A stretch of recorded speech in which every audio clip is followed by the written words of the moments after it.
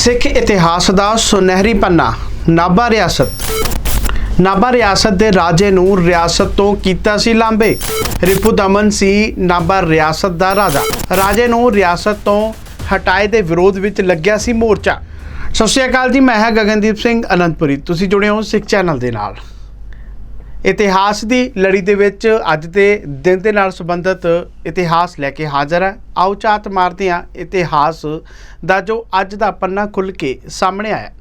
सिख कौम कुर्बानियां ते जंगां दे नाल बड़ा नाता रहा। सिख कौम दा शहादतां दा अजिहा सुनहरी इतिहास शायद ही संसार च किसी होर किसी कौम दे हिस्से आया होवे। जबर ते जुल्म विरुद्ध मैदाने जंग विच नितरन वाले सिखां ने कदे भी हार नहीं मनी। हालात किहो जिहे भी होण, जिहो जिहे भी होण, सिखां ने हमेशा चढ़दी कला विच उन्हां हालातां दा सामना कीता। अज असीं जिहड़े विषय ते गल करन जा रहे हां वो मोर्चा भी कोई आम मोर्चा नहीं सी जां कोई आम गल नहीं सी। जी हाँ, बिल्कुल असीं गल करन जा रहे हां जैतो दे मोर्चे दी। भारत विच बरतानवी राज समय नाभा रियासत के राजे रिपू दमन सिंह नूं अंग्रेज़ां वल्लों रियासत तो लांबे करन दे विरोध विच ये मोर्चा लग्या सी ते जिसनूं जैतो दे मोर्चे दे नाल नाल जाणिया जांदा है। इस मोर्चे ने भारत की आज़ादी की लहर का मुੱਢ बन्निया सी। श्रोमणी गुरुद्वारा प्रबंधक कमेटी इस मोर्चे की ही देन है। इस मोर्चे तो प्रभावित होके पंडित जवाहर लाल नेहरू इत्थे आए सन अते उन्हां नूं जैतो दे थाणे की हवालात विच भी रखा गया सी। शहीदां की याद विच बनिया गुरुद्वारा टिब्बी साहब जैतो का मोर्चा सिख इतिहास का शांतमई मोर्चा सारे सिख मोर्चों तो लंबा समा जारी रहा। ये लगभग 10 महीने लंबा रहा तो इसका नतीजा ये रहा कि उस वेले अंग्रेजी हुकूमत नूं गुरुद्वारा एक्ट बनाउण लई मजबूर होना पिया सी, जो कि श्रोमणी गुरुद्वारा प्रबंधक कमेटी का मौजूदा स्वरूप है। इस नूं भारत की आज़ादी की पहली लड़ाई वजों भी याद किया जाता है। जेकर अगे गल करते तो इस मोर्चे का आरंभ 8 जून 1923 ਨੂੰ उस समय होया सी जदों अंग्रेजी हुकूमत ने नाभा रियासत महाराजा रिपू दमन सिंह नूं गद्दी तो जबरी ला के रियासत विचों कढ़ दिता सी। ये घटना विरुद्ध सारे सिख जगत विच रोस हो गया। कहण तो भाव भी सारे सिख जगत नूं इसदा रोस लगा कि जो महाराजा रिपू दमन है उस नूं गद्दी दे उत्तों क्यों उतार दिता गया अते मनमर्जी दे नाल अपना राजा क्यों बिठाया। तो जिहड़ी इस दी रोस की लहर सी वो सारे सिख जगत दे विच फैलनी कुदरती या ये कह सकते कि सुभाविक सी, क्योंकि महाराजा नाभा सिखां विच बहुत ही हरमन प्यारे हो चुके सन। सिखां वल्लों उन्हां दी जो बरतरफी का विरोध किया जान लग्या।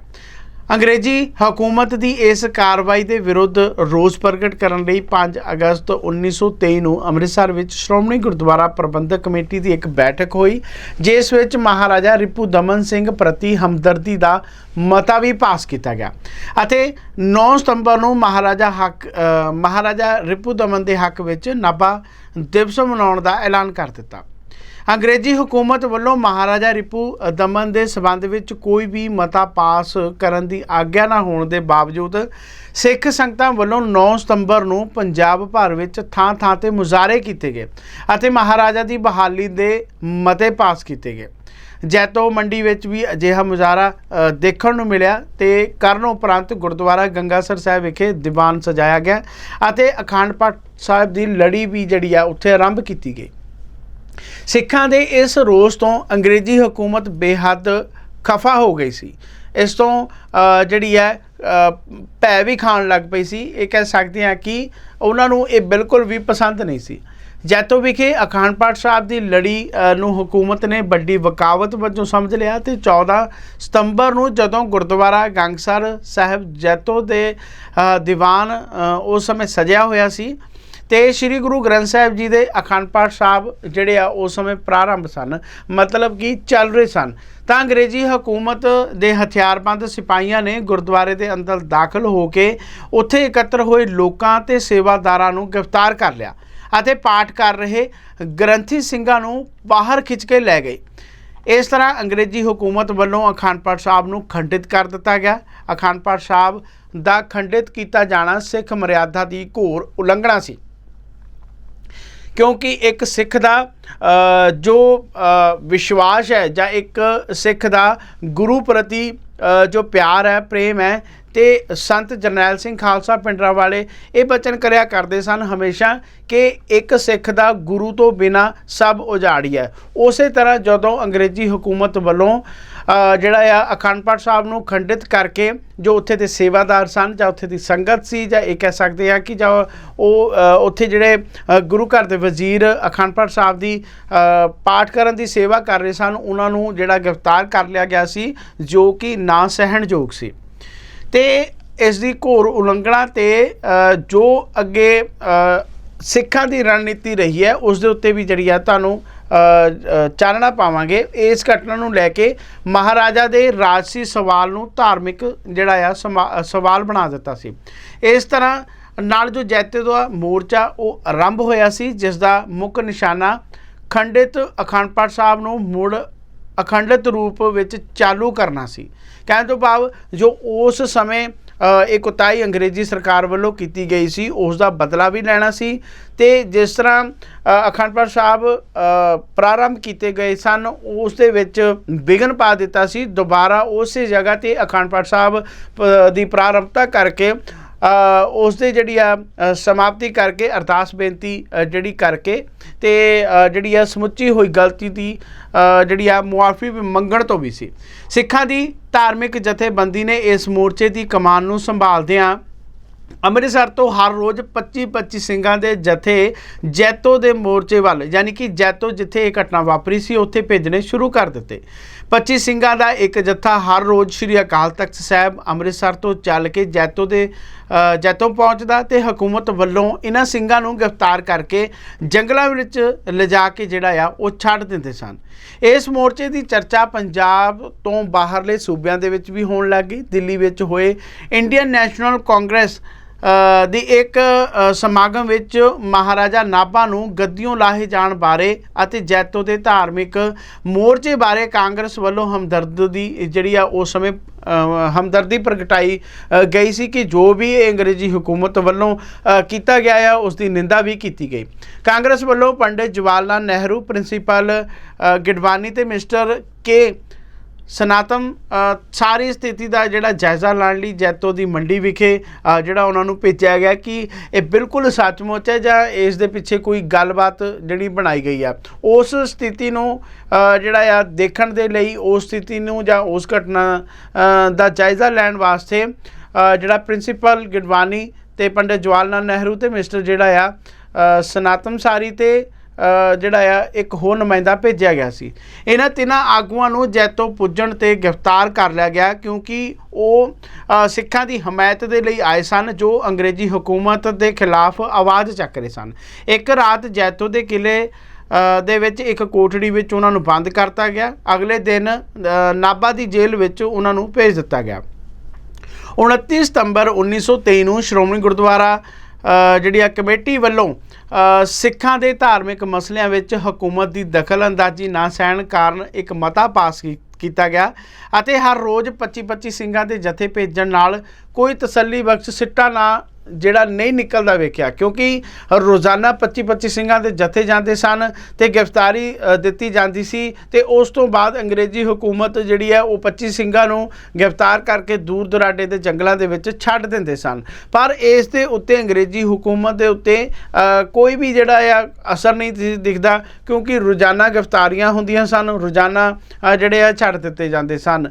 पर जो मोर्चे दे लई इंसाफ लई सिख जिहड़े चाहुंदे सन कि सानू इसका इंसाफ मिले, मुड़ जिहड़ा आ उत्थे अखंड पाठ साहब प्रारंभ करके उत्थे अरदास करके गलती की जिहड़ी आ भुल्लां दी मुआफ़ी मंगी जाए, अरदास की जाए। पर इसका जिहड़ा आ नतीजा निकलदा नहीं वेख रहा सी तो उन्होंने इस संघर्ष नूं होर तेज़ करन दा जिहड़ा फैसला लिया जिस दे तहत फिर गिणती जिहड़ी है वधा दित्ती गई। 500 ਸਿੰਘਾਂ ਦੇ जत्थे भेजने का जिहड़ा आ फैसला कर दिता।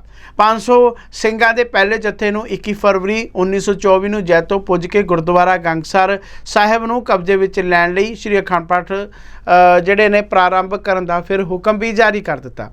ਇਹ विशाल जत्था नाभा, पटियाला, फरीदकोट, संगरूर राजां दे पिंडां विच पड़ाਅ तय करदा होया 20 फरवरी नूं फरीदकोट जिले दे बरगाड़ी विखे पुज्जिया। 21 फरवरी नूं सवेरे कीर्तन करन उपरंत ये जत्था जैतो वल जिहड़ा आ कूच करन लग्या। जत्थे दे 500 ਸਿੰਘਾਂ तो इलावा हज़ारां की गिनती विच जो कि श्रद्धालु यानी शरधाबस जत्थे नाल चल रहे सन अते वड्डी गिनती विच दर्शक भी जिहड़े ने जा रहे सन। जिथे तां 500 जत्थे दे नाल जिहड़ी 500 की तादाद दे विच संगत सी एक जत्थे के रूप दे विच उस दे मगर जिहड़ी होर संगत भी सी ते उन्हां संगत नूं देखण वास्ते जिहड़े होर श्रद्धालु जां दर्शक सीगे वो भी जिहड़े ने उन्हां दे नाल जा रहे सन। जत्थे दे अगे 5 ਸਿੰਘ निशान साहिब लैके जा रहे सन ते विचाले श्री गुरु ग्रंथ साहिब जी की पालकी भी सुशोभित सी। अंग्रेजी हुकूमत वालों जत्थे नूं गुरुद्वारा टिब्बी साहिब तो 150 कु गज की मीटर की जिहड़ी है विथ होएगी उत्थे जिहड़ा आ रोक लिया ते चेतावनी दी कि जेकर अगांह वधे तां गोली चला दी जाएगी, तुहानूं इत्थे ही मार मुका दिता जाएगा। पर जत्था इन्हां गल्लां नूं टिच समझदा होया अणसुणिया हो के शांतमई अगे वधदा रहा, जिस ते विल्सन जस्टन ने पुलिस नूं जिहड़ी है गोली चलाउण दा उस समय हुक्म दे दिता ते सैकड़ा जो सिंह सन उस जत्थे दे विच मौजूद सन, चाहे श्रद्धालु रूप विच सन चाहे ओह जिहड़ियां ने गिरफ्तारियां देण वाले सन, सारिआं नूं जिहड़ा आ उस जत्थे दे विच जिहड़े शहीद हो गए। ये घटना ने सिखां विच एक होर नवां जोश पैदा कर दिता। एक गल ये हुंदी है कि जिथे कि अजिही घटना वापरदी है तां हौसले बुलंद होण दी जगह हौसले जिहड़े ने ढह जांदे ने, पर सिखां ने हमेशा तेरा भाणा मीठा लागे कह के हमेशा बुरे वक्त दे विच भी जिहड़ा आ चढ़दी कला का सबूत दिता है। हमेशा सिख चढ़दी कला दे विच ही हुंदा है। उस तरह उन्हां दे अंदर इस घटना करके हौसला घटन की थां ते उन्हां दे हौसले जिहड़े ने वो बुलंद होए सन।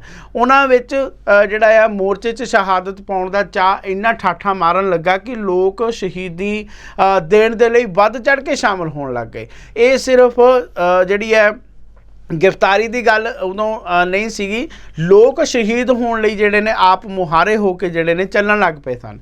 सिख जगत दे रोस ते रो अगे अंत अंग्रेजी हुकूमत नूं जिहड़ा उस समय झुकना पिया सी ते हुकूमत वल्लों जैतो विखे श्री गुरु ग्रंथ साहिब जी दे पाठ करन लई लाई पाबंदी 21 जुलाई 1925 नूं वापस लै लई गई सी ते इस इतिहासिक मोर्चे नूं सफलता मिली उस समय ते सिख संगत ने गुरुद्वारा गंगसर साहिब जो कि जैतो विखे मुड़ अखंड पाठ साहब आरंभ किए ते उन्हां दे भोग पाए गए, अरदास बेनती की गई।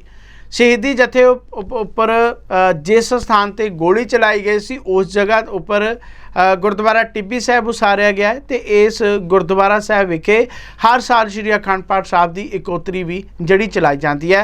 ये सी जैतो दा जो मोर्चा आ उस दे दा इतिहास। सो इस पोस्ट बारे तुहाडी की राय है, अपने वडमुले विचार सानू कमेंट बॉक्स दे विच जरूर साझे करो अते इस वीडियो नू वध तो वध शेयर करो ताकि जिन्हां नू इस इतिहास बारे नहीं पता वो इतिहास तो जाणू हो जाण। सो एक नवीं ते ताज़ा पोस्ट दे नाल मैं फिर तो हाज़र होवांगा। उदों तक मैनूं दिओ इजाज़त। वाहिगुरू जी का खालसा, वाहिगुरू जी की फतेह।